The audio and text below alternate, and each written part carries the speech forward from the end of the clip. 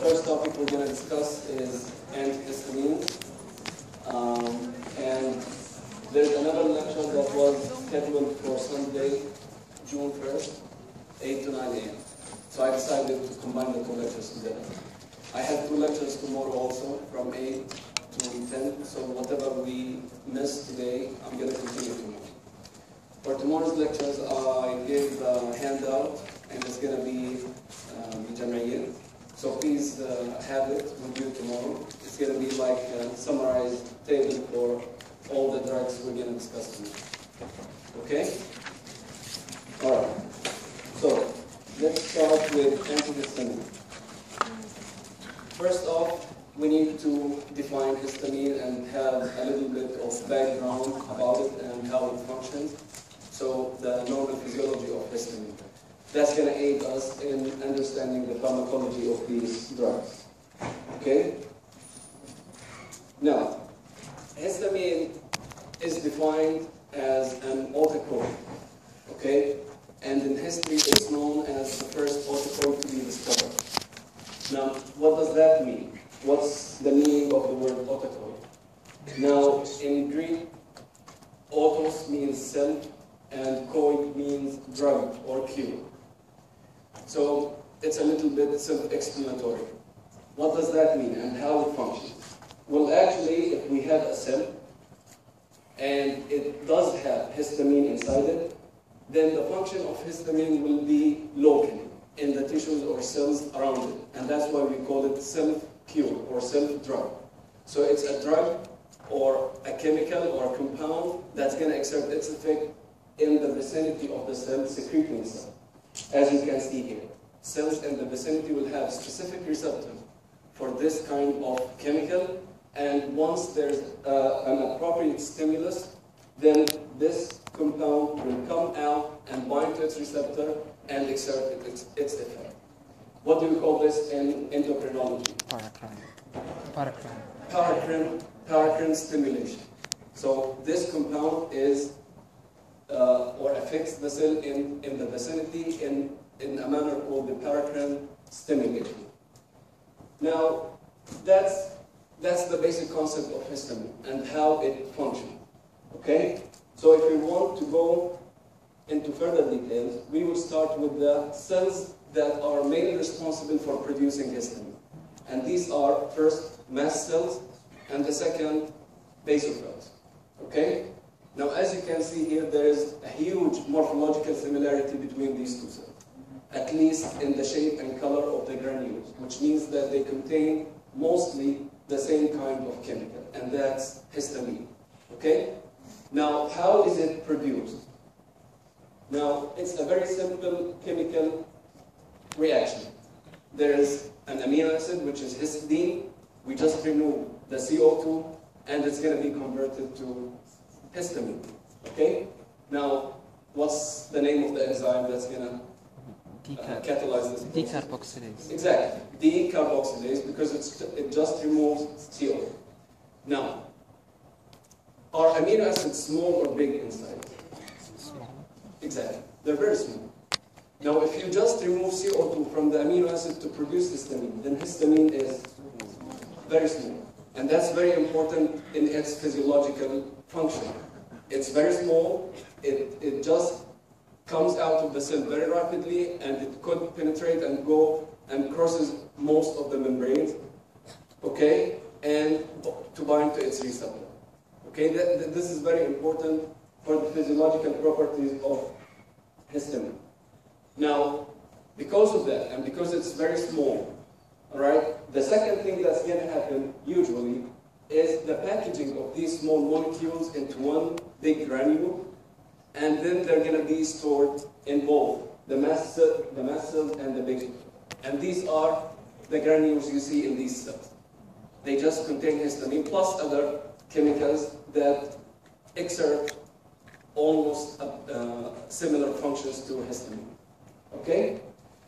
Now, the other thing that might happen, or the alternative pathway, if the granulation and storage of histamine is exhausted and we cannot store any more of histamine, what happens is always the body has the degradation enzymes or the digestive enzymes that will inactivate histamine.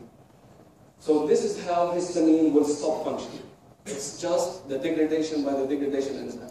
And this is important.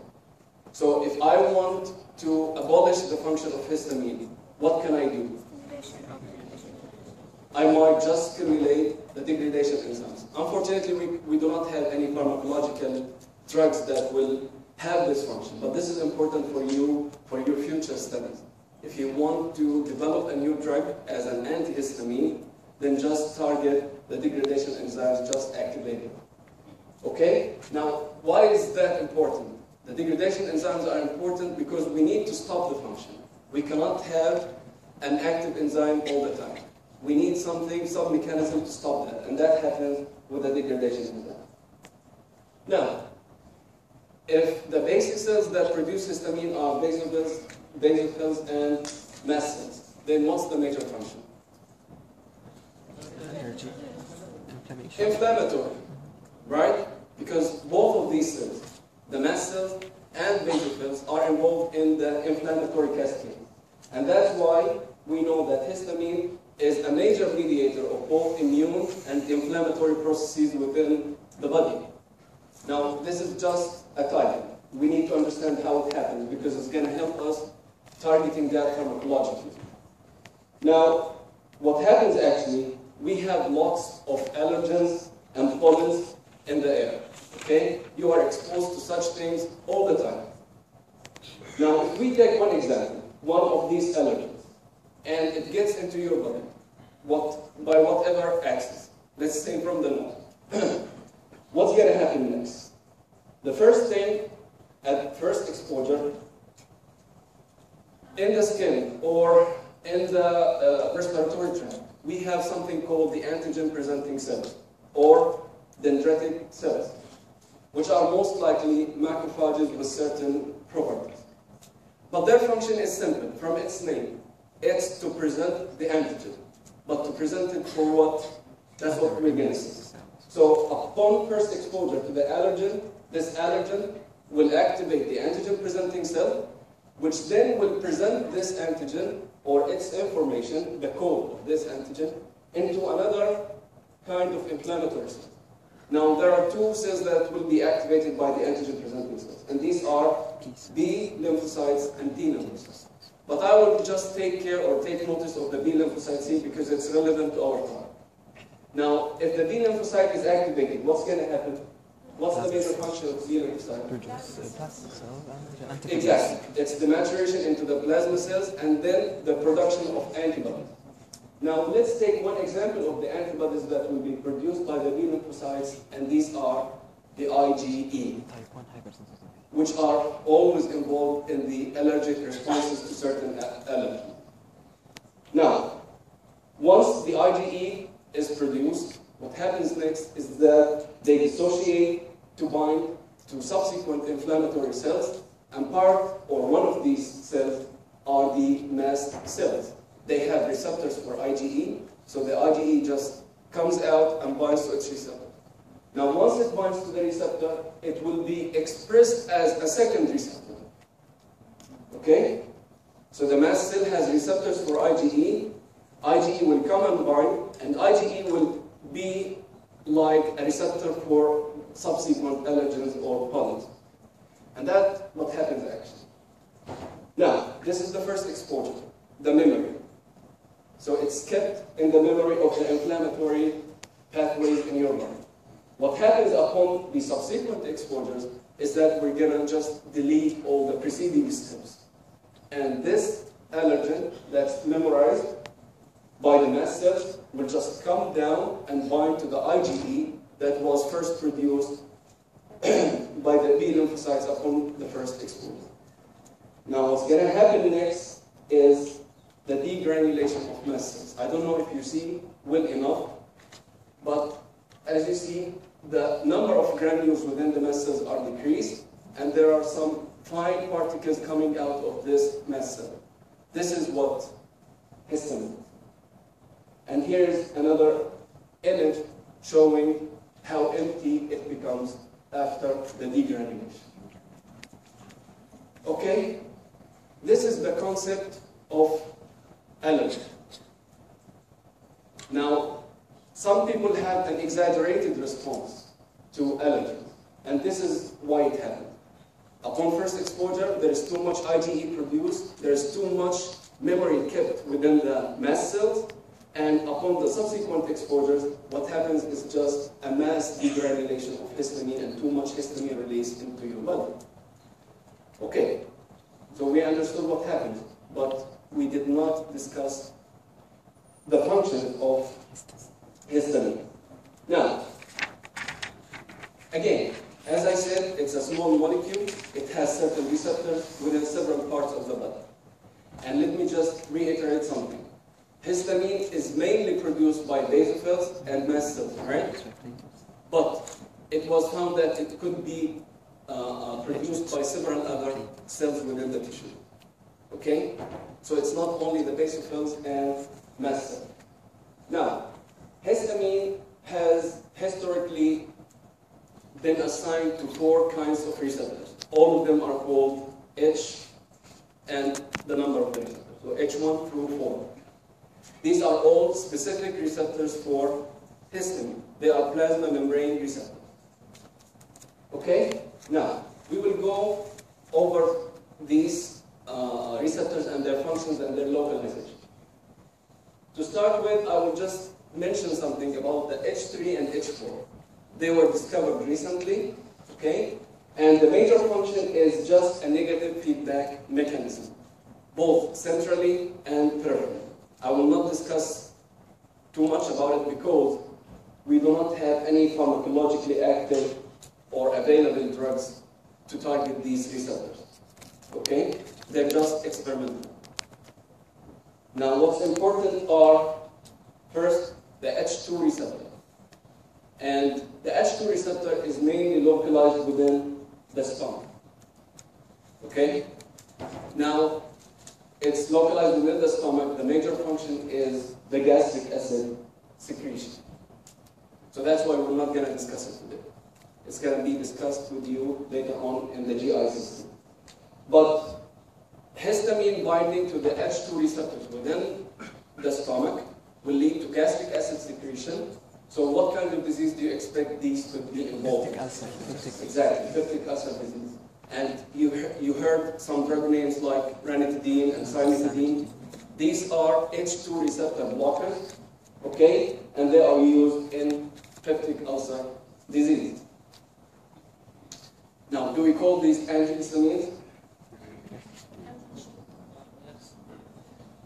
We do not call them antihistamines, actually. Historically, antihistamines mean drugs that will target the H1 receptor. These are called H2 receptor blockers in literature. Okay? So that's just a historical thing. When you hear the term antihistamines, it means H1 receptor blockers and not any of the other drugs.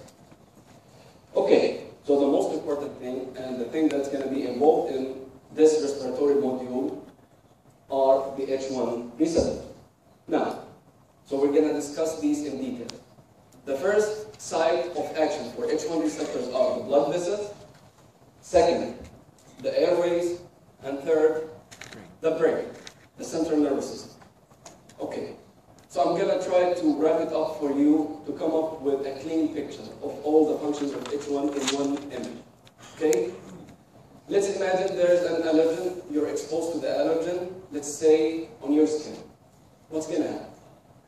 So as I said, the first site of action for histamine on H1 receptors are the blood vessels. And the first response will be on the vascular smooth muscle cells. What's going to happen is vasodilation. Vascular smooth muscle cell relaxation and vasodilation. So what's going to happen to the flow of blood to that area? Increase. How are you going to see that on the skin? Reddening.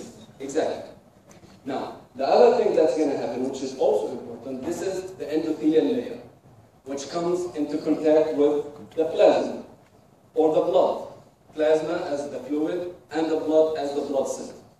Now, the histamine function on H1 receptors on endothelial cells will lead to this, which is what Contraction. just increasing the spaces between endothelial cells.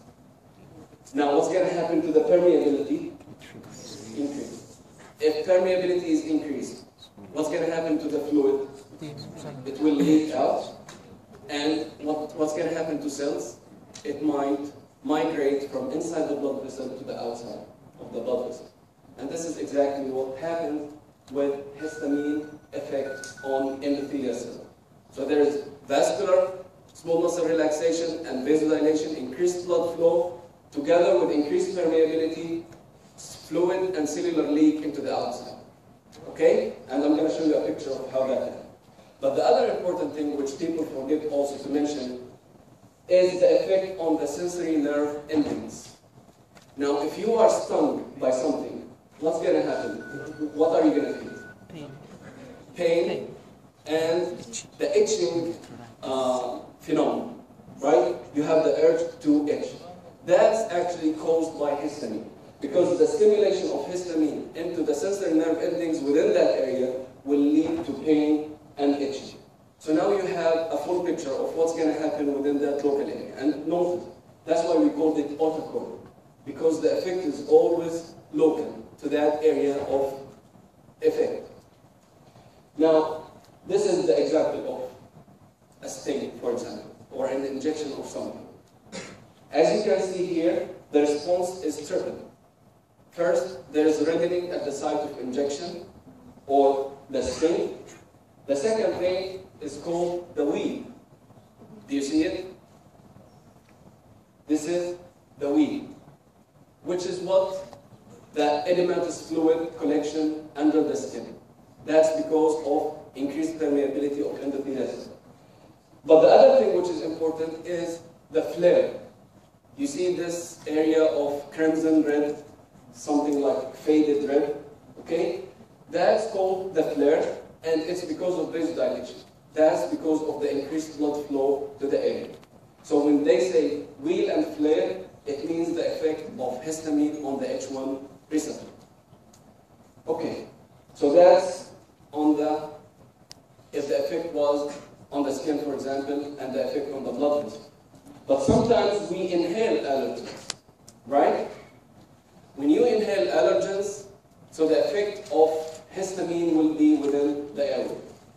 And notice, the first effect would be this, bronchoconstriction, because the bronchial smooth muscle cell will be contracted. Now, does that make sense or not? Of course. If you are inhaling something, you don't want to get it down into the lungs or further into the alveoli, so you want to just do bronchoconstriction and try to push it up. What's going to happen next? Just guess.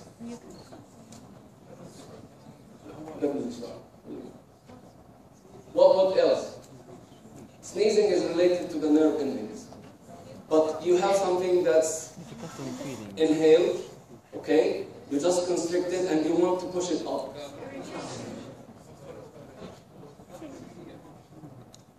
Mucus glands. Mucus glands are just the traps of your airways, right? You know the mouse trap. The trap of allergens and pollens within your respiratory tract is the mucus. So what's going to happen due to the activation of H1 receptors is the increase of mucus secretion. So you constricted the bronchiole or the airway, and you secreted certain or increased mucus secretion, which will trap this allergen and pollen. And then what might happen next, we were going to discuss in a few minutes, is cough, which is just the explosive removal of this allergen from your airways.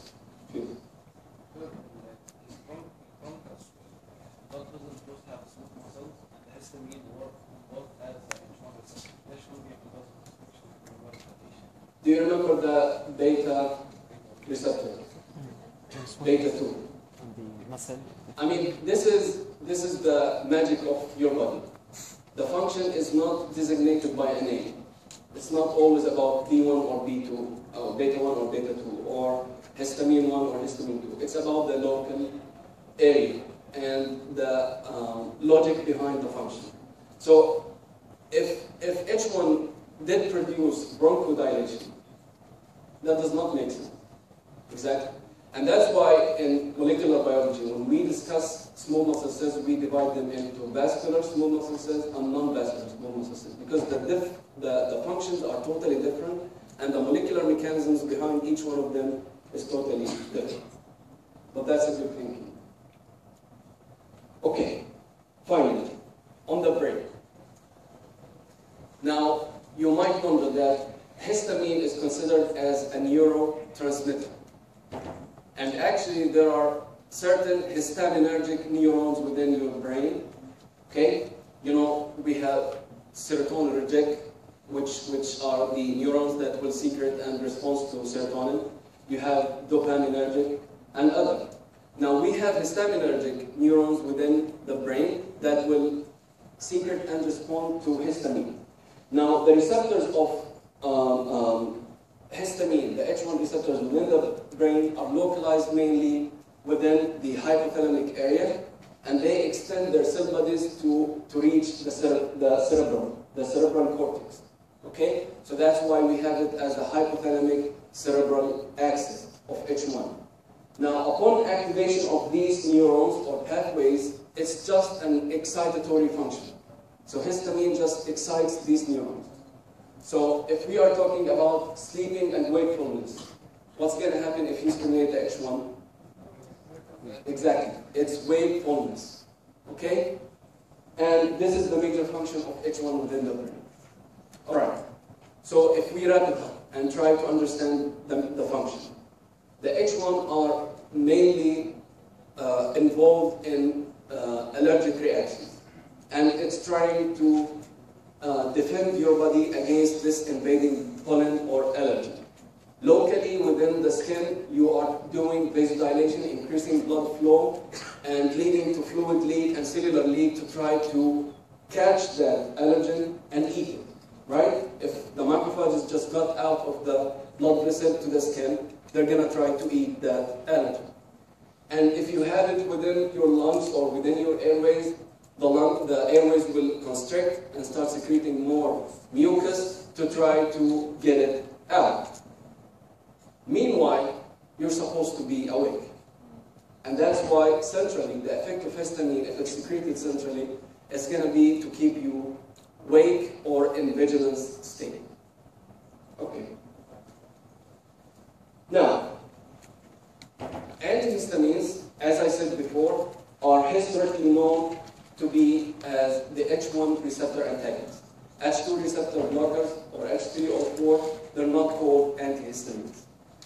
Now, how do they function? It's simple. This is the H1 receptor on the plasma membrane. If you have histamine here, and you have an antihistamine next to it, what's going to happen is competition. So competition, just remove the histamine and try to bind your cell to the receptor. So what's going to happen to the function of the receptor? Blocked.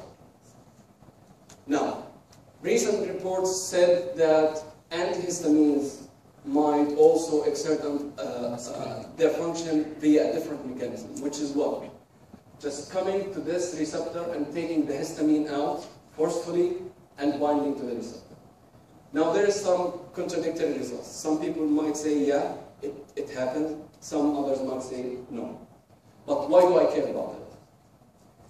I care about it because clinically, if the function of antihistamines is to compete with histamine, okay, right, and to prevent it from binding to the receptor, then the most or the major benefit would be if you give antihistamines early, before the histamine binds to the receptor, right?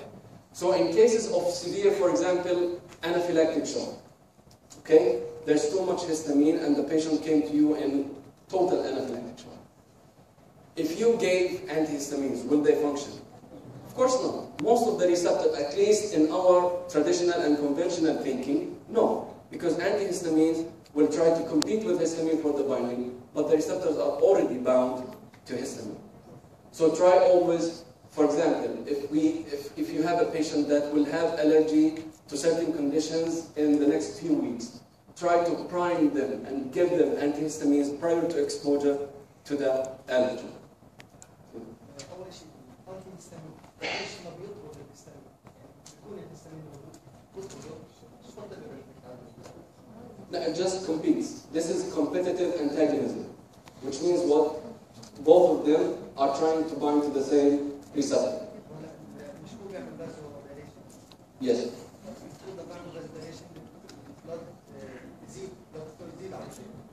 Yes. Yes. هلا رح نحكي عن الإفكت سنة. Okay? Now, where could you use antihistamines? Allergy, right? So allergic conditions. And we have three common examples of these allergic conditions: allergic rhinitis, and allergic conjunctivitis, and allergic pruritus. Okay? Which is the itching. Antihistamines will function perfectly within these conditions. The second use, or before that, if you see the packages for these antihistamines sold over the counter in any pharmacy, most of these will have pictures like that. People are happy, sunny days, there's grass, there are flowers, and they're jumping and flying, okay? Because that's the image they want to give you. That if you take it, you could go to these fields and enjoy the sun and the roses and flowers without having any allergic symptoms. Okay? Which is fair enough. They are perfectly appropriate. Now the second use is common cold for symptomatic relief. Notice that I'm not targeting the viral infection of the common cold. I'm just trying to relieve the symptoms, particularly the sneezing part that happens via inactivation of the sensory nerve endings within your nose. Runny nose, and that happens by what? If I'm blocking histamine, then I'm blocking the mucus gland secretions, and I'm blocking also the vasodilation that's going to happen locally within the nose. The final thing, which is cough, which is doubtable. People might say yes, others might say not. It will not happen, but I'm in favor of yes. Antihistamines could stop cough, and I'm going to explain that when we get to the cough lecture.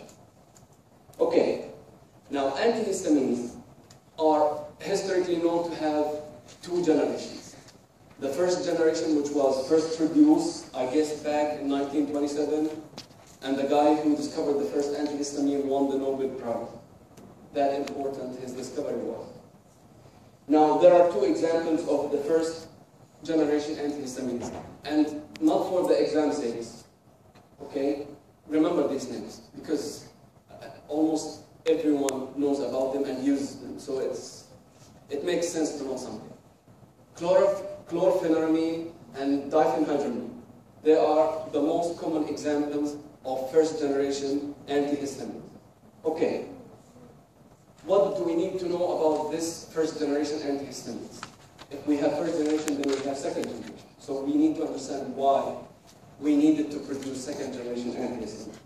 First, they are inexpensive, at least relatively. Most of these packages are less than 5 kgs. Okay? In the States, they were like $3 to $3.5 dollars. Okay? So they are inexpensive, relatively. And the other thing that's important is that they are widely available as over-the-counter medication. بعرف شلون إذا موجودين بالمولات وكذا. This is over the counter. You just go there, you see that picture of the guy flying next to the roses, and you just think, okay, I'm going to take it. So it's over-the-counter medication. And this is exactly in the States. You go there in the mall, you don't need a prescription, you don't need the pharmacist, you just take that package and pay $3. Awesome. But is this a good industry or not? No. Exactly. You know, the gross income of these medications, I guess last year, was about 300 million, which is nothing for a big pharma company. They are sold all the time and by everybody, but they're very cheap. That's why it's not a good strategy. Now, the bad thing about them is that they cross the blood-brain barrier. Okay? Now, what do you expect the function of that, or the effect of that would be? Exactly. If H1 are involved in wakefulness, and anti-H1 H1 will cross the blood-brain barrier, then the function would be sleep or drowsiness or sedation. And this is something common with antihistamines the first generation. تذكروا الألافين. تعرفوا كل الناس اللي بتاخذ ألافين just بتنام. This is because they cross the blood-brain barrier and it causes sedation. Now the other thing that's bad about them is that they are dirty drugs. In pharmacological concepts, what do we mean by dirty? Other effects. Multiple effects? Other receptors. No. Specificity is bad. So we are supposed to give this drug to target the H1 receptors, right? But what's going to happen is totally different. Because these drugs could target the M receptor, so they produce anticholinergic effects. They could target also the 5-HT, which is the serotonin receptor, so they could produce anti-serotogenic effects. And they could also target the alpha receptor, and they could produce anti-adrenergic effects. They are dirty, okay? But sometimes this dirtiness is needed for the function. Okay? It's not always bad. And I will give you some examples. Now, let's take, for example, diphenhydramine, which is a very, very common antihistamine, and it's sold over the country. If we look at the degree of blockage, now what they noticed or what they found is that if it blocks the H1 receptor by 1, it blocks the M receptor by 3. Okay? So most of the functions of diphenhydramine are derived from anticholinergic effects rather than H1 effects. Okay? What do you know examples of anticholinergic effects? Exactly. What else? Urination. What's going to happen to that? Nice. Nothing? It's actually nothing. You do not urinate. So there is urinary retention after anticholinergic. So you have to study that. Anyway, one of the benefits of having an anticholinergic effect and an anti-serotogenic effect is that these drugs could be used for motion sickness. Okay? You know motion sickness. What's going to happen with motion sickness? It's just too much cholinergic effect, okay? That's going to stimulate the vomiting and nausea centers within your brain. Now, if you have a drug that will target this cholinergic effect and have anti-serotogenic effects also, then you will block the motion sickness pathways. And that's why antihistamines are very common over-the-counter drugs for motion sickness. What's another example of motion sickness drug? Anti-motion sickness. Scopolamine, which is what? Anticholinergic. Anticholinergic, exactly. So you link these things together. Okay, so what do you expect the side effects will be? First, Dry mouth. and the most common, and good and bad. Not listen. Dry mouth. Sedation. Central nervous system depression. Okay? This is what's going to happen when you take antihistamines. Now, this is good, as I said. If you give it to children or even to adults, okay? When you have common cold, you just want to sleep. Okay? You just take the medication and it puts you to sleep. And actually, in some cultures, they use antihistamines, the first generation, as hypnotics and sedative agents. Okay? I guess there was one legal report that a mother was using too much antihistamine for her kid to sleep. Okay? Just regularly antihistamine. But the thing that you have to take care of is the driving. And that's why on most of these drugs you find like a label, notion that do not drive after taking the drug. The other side effects are related to anticholinergic effects, which are the dry mouth, mucous membranes in general, constipation, and urinary retention. Okay, if we have first generation, then we have second generation. And what they try to do is to avoid the bad things about the first generation. If you want to highlight the bad things, crossing the blood-brain barrier and the poor specificity. That's what they do. Let's look at two common examples of second-generation antihistamines, and these are fixofenadine and loratadine. Okay? Actually, if you go to the pharmacies, you find a lot of these drugs combined with like paracetamol or pseudoephedrine, okay? And they are also sold over the counter. And this is the picture. Now, what's the improvement with the second generation? Here is the blood-brain barrier, okay? And this is the third generation of antihistamines. What happens with these drugs is that they are small enough and non-polar enough, or in other words, hydrophilic enough, they could cross the blood-brain barrier. So that's what the pharmaceutical companies did. Okay, if it's small, we're going to make it bigger. If it's hydrophilic, we're going to make it hydrophobic. How are you going to do? Sorry, if it's hydrophobic, no. We're going to make it hydrophobic because we do not want it to cross the blood-brain barrier. How did they achieve that? They made it polar. So they added. Yes, exactly. Sorry. Yeah, they made it hydrophilic, polar, having a charge, okay? Which means that if it comes to the blood-brain barrier, it's not going to cross because it's large in size and it's hydrophilic. Okay? So these are the characteristics of second generations, and that's why they do not produce any sedative effect. Okay. Now, regarding the specificity, what they did also is that they made them much more specific for the H1 receptor. And that's why the occurrence of anticholinergic effects is much, much less. Okay? And that's why these second generation drugs are not commonly used for diseases like motion sickness. Okay? So there's an improved specificity. Any questions about antihistamine? Come on.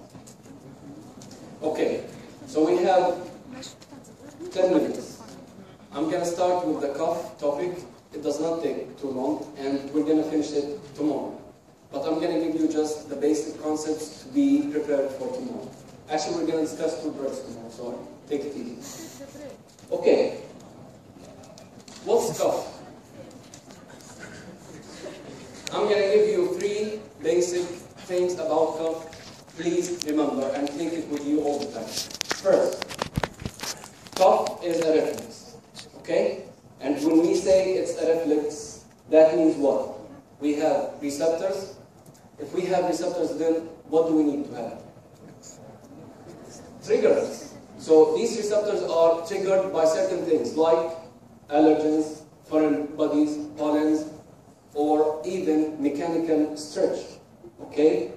These receptors are going to be activated. If you have receptors, then they're going to be connected to your brain via what? Nerves. And these nerves are called what? The afferent nerves. They take the signal from the receptors into the brain. Within your brain, we have certain centers called the cough center. Does anybody know where these are? Don't feel bad, nobody knows actually. They say it's within the medulla, but nobody could define exactly the exact position or localization of these centers within the brain. It's good, within the brain. Now, if you have a signal that's coming from the brain, it's going to go back to your airways, to your throat, okay, to your epiglottis, and these will come back with other kind of nerves, and these are called the efferent nerves. If this happens as a reflex, you're going to have cough. Okay? I'm discussing this because it's important when we want to treat cough. Okay. So this is the first thing you need to know. The second thing, which is also very, very important. Cough is a symptom. Sometimes it's a sign. What's the difference? Symptom. The patient. Symptom, something that the patient says, sign, you see. Okay? And you see cough on your patients and you describe it.